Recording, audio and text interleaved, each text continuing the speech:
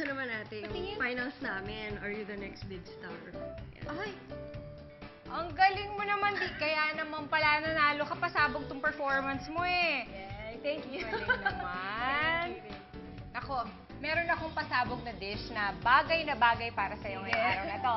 Stick around mga kapuso. It's now time for a serving of dishes that can bring the family closer together. I'm Jenilyn Mercado and this is Set Up with Family.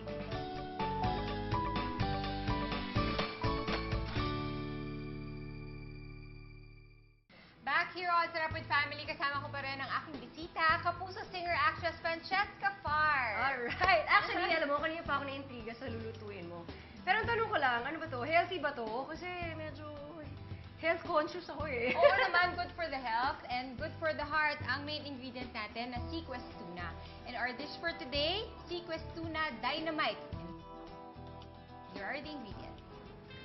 1 can Seaquest Tuna, drained. 1/2 cup breadcrumbs, 1/2 cup grated cheese, 12 pieces fingered chilies, slitted and seeded, 1/4 cup flour, 1 beaten egg, 1 cup cooking oil, 1/2 cup sweet chili sauce.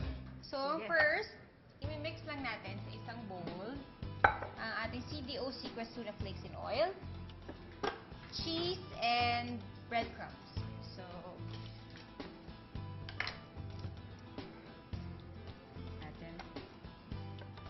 ang Seaquest Tuna, maganda dito French, kasi gawa ito sa quality tuna flakes.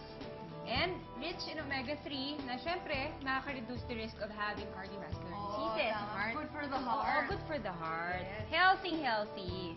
At walang preservatives at sobrang affordable. Panalo. Panalo. Bagay na bagay sa ito. Correct. Talagang health conscious. Okay, tapos na siya. Drain lang natin. Okay. Isin lang natin yung konting oil. At, nakita mo naman siksik na siksik yung laman, di ba? Ang Seaquest Tuna ay bigatin sa laman at hindi sa bulsa. Busog na busog ka niyan. Ilalagay muna natin siya sa bowl. Tapos imimix natin yung ating cheese. Grated cheese. Cheese. Breadcrumbs. Sa sobrang mura nito, ito ay 24.50 lang for 155 gram can at 29.50 lang para naman sa 180 gram can. Mas makakamura ka pa kaysa dun sa mga ibang brand ng tuna. At very versatile kasi hindi lang sa dish na ito pwede natin gawin. Pwede natin gawin sa salad, pwede natin ipalabas sa tinapay, sa pasta, at sa iba pang mga snack. Kahit sa ano? Pwede mo ulam, di ba? Pwede mo siyang isahog. Galing. Tapos bagay na bagay sa mga nagda-diet, di ba? Yung mga health conscious. At meron pa siyang hot and spicy para dun sa mahilig sa mga Ako medyo mahilig ako sa medyo maanghang. Dati hindi eh. Pero parang natutunan ko siyang mahalin. Ang sarap eh. Di ba? Pag medyo maanghang. Parang lalo kang ginaganahan. Oo, pag medyo ginaganahan maanghang. ka. Tama. Ikaw ba, Francesca, nagluluto ka ba sa'yo?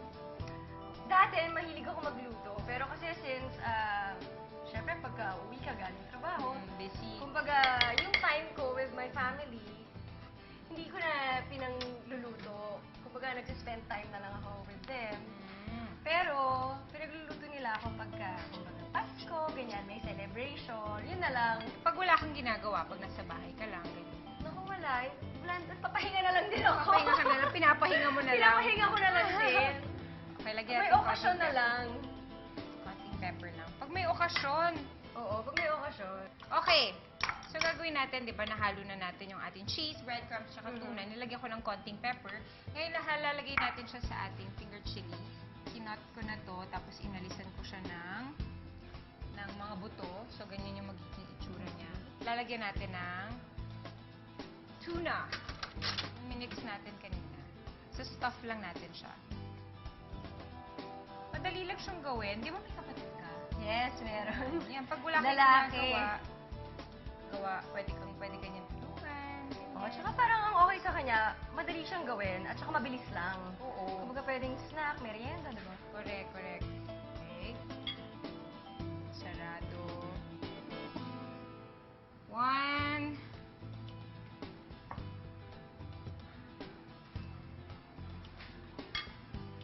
Okay, last one.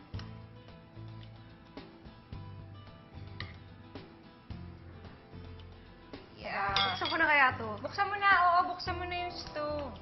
Yan, painitin mo na yung pan para salang na lang tayo. Alright! Okay, tapos na.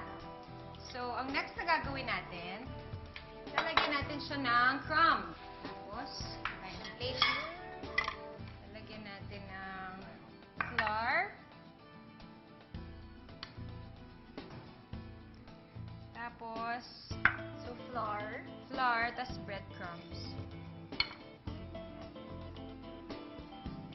Okay. Tapos, siguro isa pang plate para sa ating egg. Lagyan lang natin siya dyan. Okay. Okay. Habang lalagyan ko ng flour to, palagyan ng oil. Gano'n Lahat na karami yan. ba? Lahat na yan. Lahat to? Yes. Okay. Okay. So, habang nilalagyan mo ng oil, i-dip ko muna siya sa flour. Tapos, egg. Tapos, sa ating breadcrumbs. Last na last.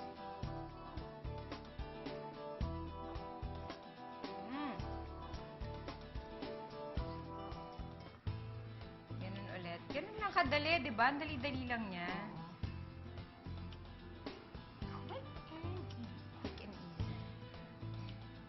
Yeah. Flour, So, egg, flour, tapos egg. breadcrumbs.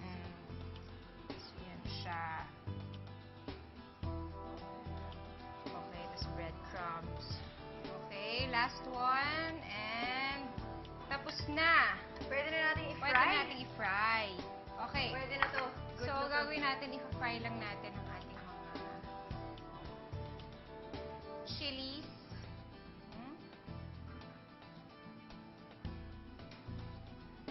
Okay. Ayun, malapit na. Konti na lang.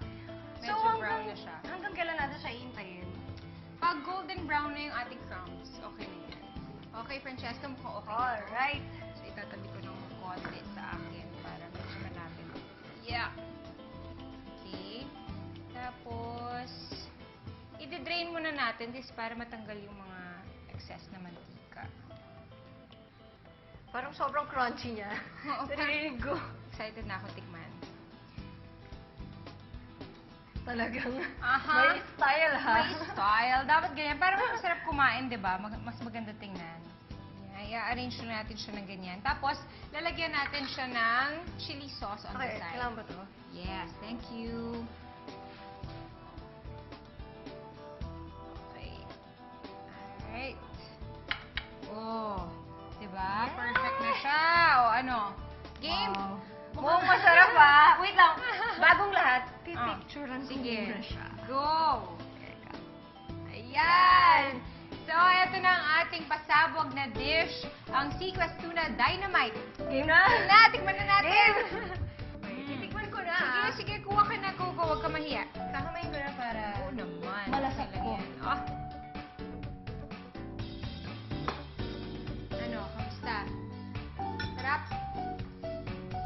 Solid. Solid? Ako nga. Sobrang perfect yung maanghang siya. Mhm. Maanghang yung tuna, tapos may Okay. cheese. Ang sarap. In a mixing bowl, mix in Seaquest tuna with breadcrumbs and grated cheese. Stuff fingered chilies with the mixture. Dredge chilies with flour, then dip in beaten egg. Then to the breadcrumbs. Deep fry chilies in oil for 1 to 2 minutes until golden brown. Serve with sweet chili sauce. Jen, thank you so much sa yung tuna dynamite. Sobrang sarap. You're welcome at thank you din sa'yo sa pagbisita mo sa akin dito. That's it for today mga kapuso. I'm sure na-enjoy nyo rin ang ating healthy and delicious recipe using Seaquest Tuna. Join me again next time here on Sarap with Family, where great dishes bring the family closer together. Kain lang!